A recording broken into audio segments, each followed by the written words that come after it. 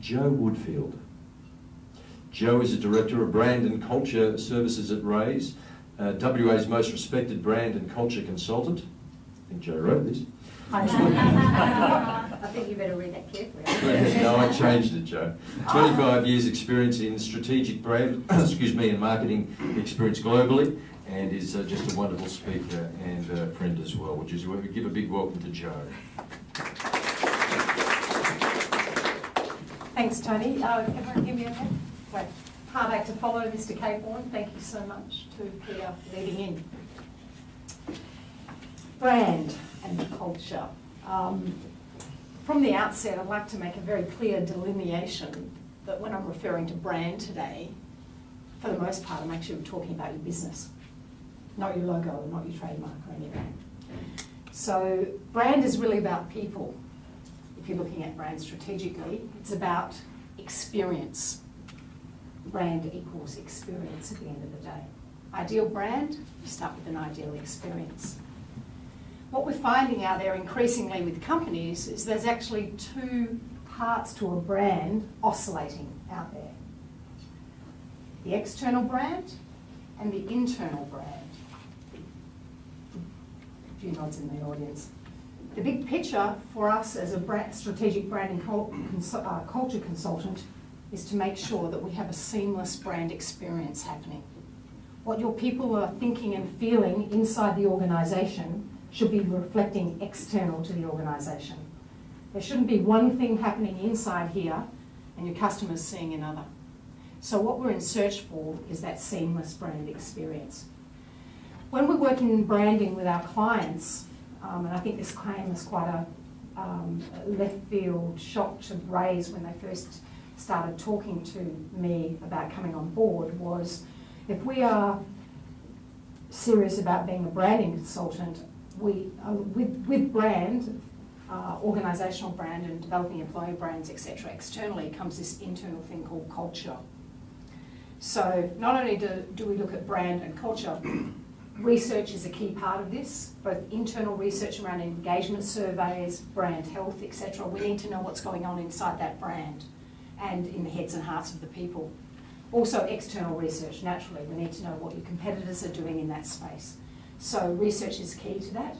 And the other very pinnacle part is if we're going to get into an organisation and work with that organisation to culturally shift the organisation, as we do that and hopefully increase the profile of the brand, whilst we're doing that, we have to look at the leadership. Because leadership, the leaders and the managers inside your organisation play a very, very key role, as you'll see soon, inside that organisation. Now, it's a very interesting state of affairs we have out there at the moment.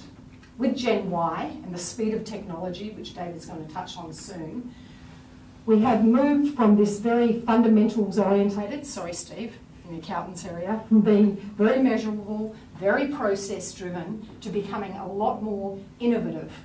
We're expecting our people to be grasping more conceptual concepts and pushing the envelope, being more innovative and vision orientated, if you like. But that isn't always easy. So how do we go about doing that or addressing the brand and culture inside an organisation? Vision. And it isn't some rhetoric statement that sits up on the wall. It is the aspirational intentions of a company.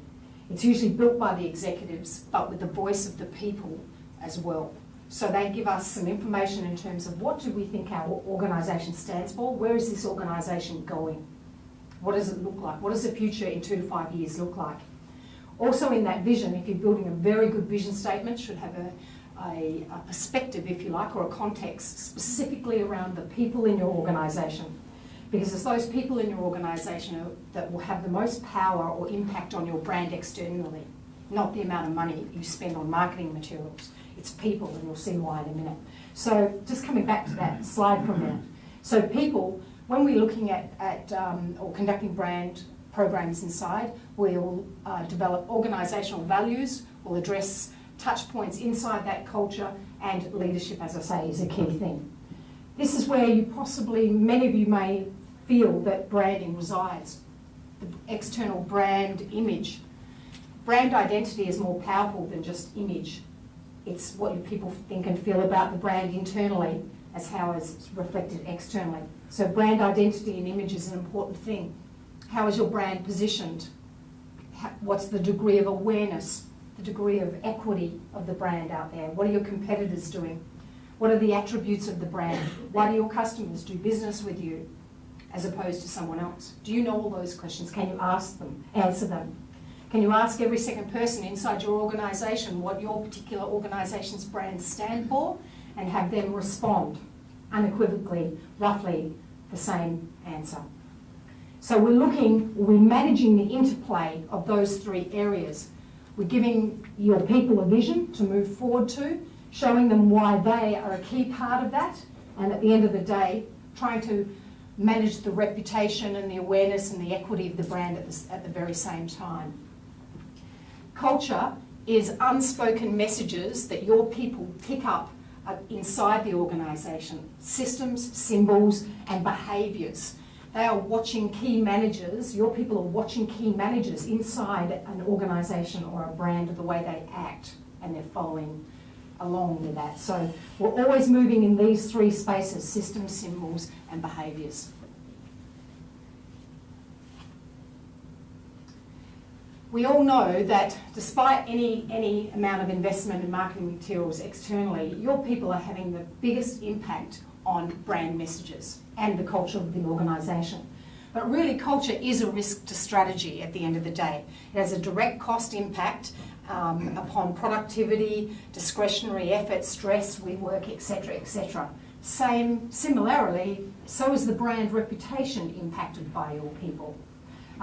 So it's really about trying to get the internal, your people internally aligned and engaged with the brand, understanding what we stand for, understanding where the business is going and why they're a pinnacle part of it. So it's about developing inside-out brand. We always start doing brand programs with our clients internally first. A fair chunk of work always happens internally. If you're taking an organisation and you go to a set of creatives and say, give me a new logo now and I'm going to develop all these marketing messages about an organisation, even if you have 15 people on your books, you're doing it the wrong way. It has to start internally first because it's your people that carry that message. Okay? So, similarly, culture also impacts on accountability, simplicity, rigour, reputation and speed, as we all know. This is the big kicker, ladies and gentlemen. Culture, on average, is 8 times more influential than trying to develop strategy in determining your business performance. So getting into your culture first is the fastest way to impact on your brand externally. It ain't always easy, and we're going to get some nods with this slide too. Effectively, despite all of the best intentions of you leaders in the business to try and set the strategy in the direction of that organisation and the standards of behaviour you expect, it will be blocked, frustrated, downplayed, ignored by this group here. People join brands and they leave because of that relationship with the direct supervisor. Okay, so a lot of work we do in this space around dealing with middle managers inside the organisation. And then hopefully those messages can ultimately cascade down to the team. So it's not rocket science how engaged, satisfied and happy workforce actually impacts to deliver you new clients. But what is engagement at the end of the day? Engagement is people who have an intention to stay, will go the extra mile and will advocate positively about your organisation. You must have those 3 factors to call a person truly engaged. If they're surfing Google on the weekend or Seek looking for a position for another $5,000 extra, they're not engaged. Why do we need to look at developing strong brand culture? Not brand and culture, brand culture. Because revenue grows 4 times faster. Jobs are created 7 times higher, stock 12 times higher, and 750 times the performance.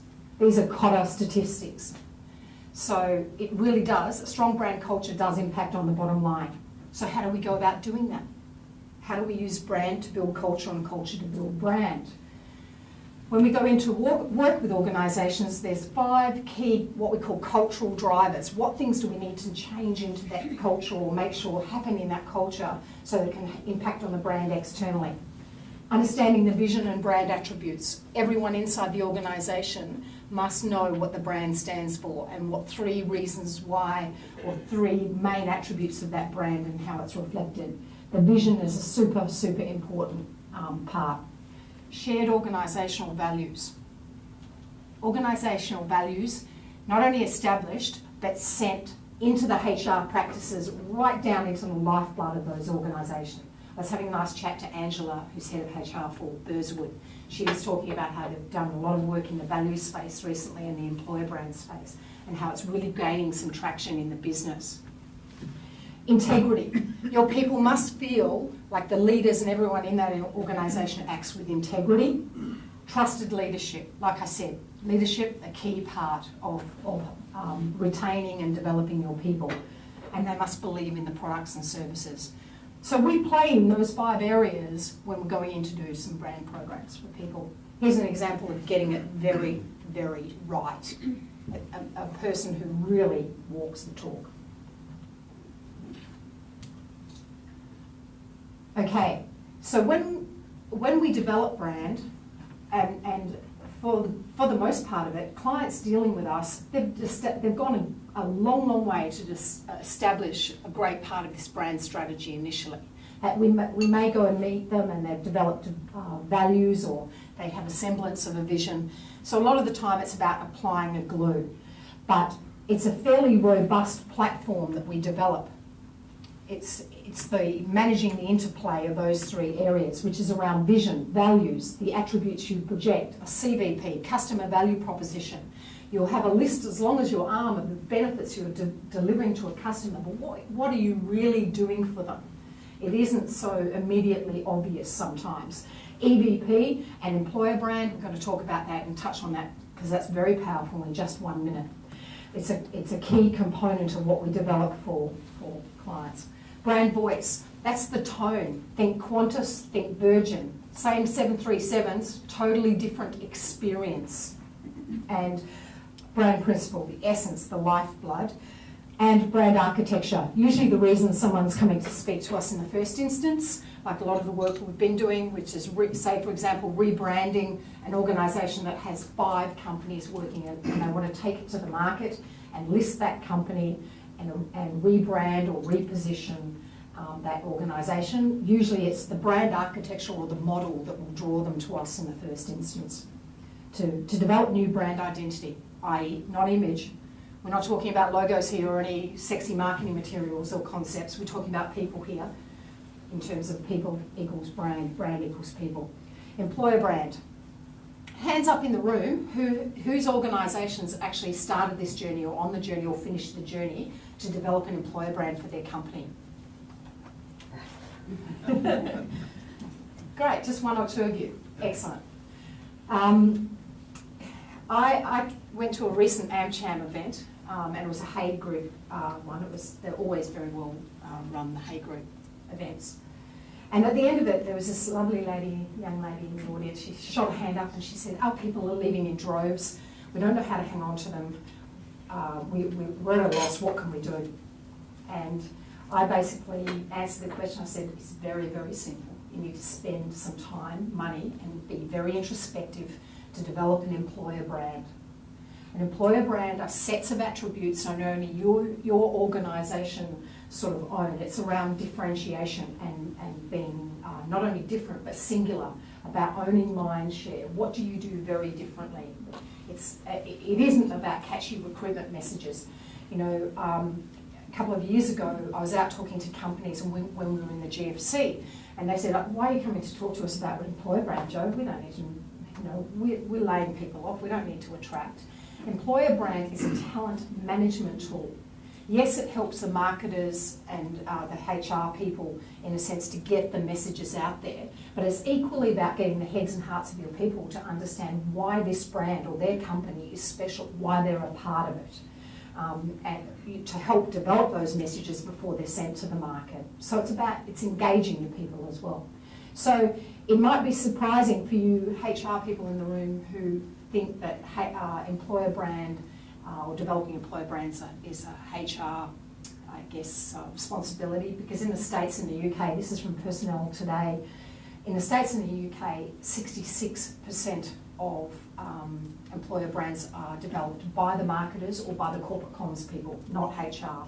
This is a trend that we're going to see increasingly in Australia, where more and more employer brands will be the domain of the marketers. Okay?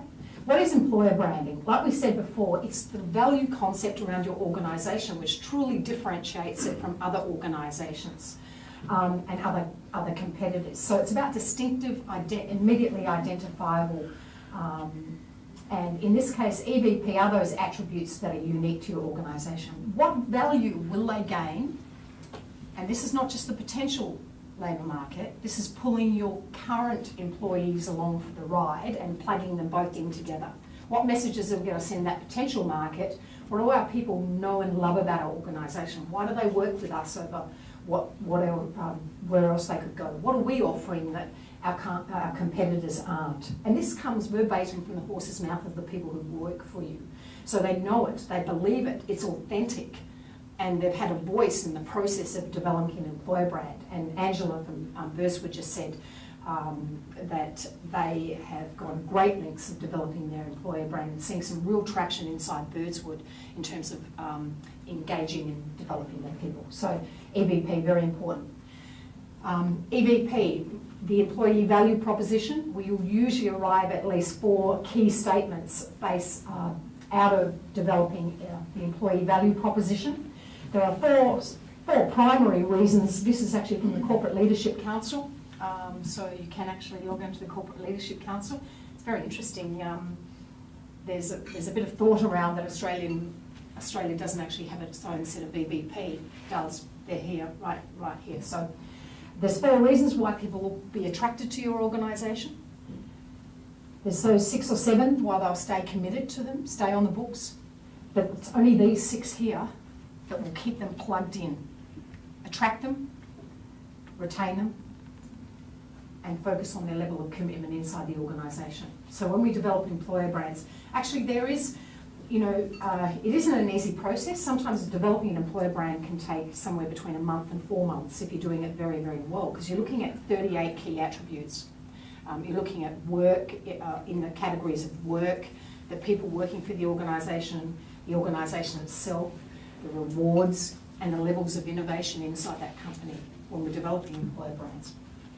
So, but really, these 6 are the primaries that we focus on because they have the most impact. Short-term wins. Okay. I'll introduce to David. Okay. Thank you, Joe. Thank you very much, Joe. It is a fascinating area, branding, isn't it? Recently when at the BMW dealership selecting Joe's new car, they have a book, BMW have a book that thick they showed me, that thick worldwide book dedicated to branding, just branding for their people, for how they look, how the cars look, everything. It was just quite insightful.